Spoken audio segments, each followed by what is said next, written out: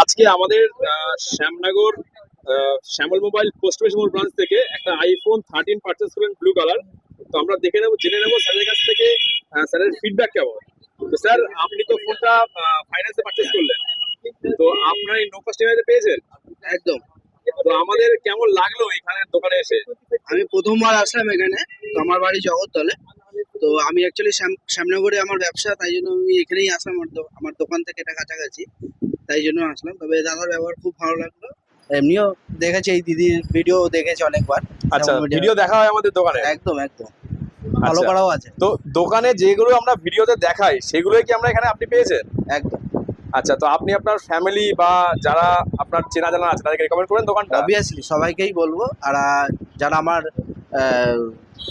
অচেনা আছে তাদেরকেও আমি বলবো যে তারাও যেন আসে এখানে। আচ্ছা। শ্যামনগর পোস্ট অফিস মোড়ে যে শ্যামল মোবাইল আছে, এদের খুব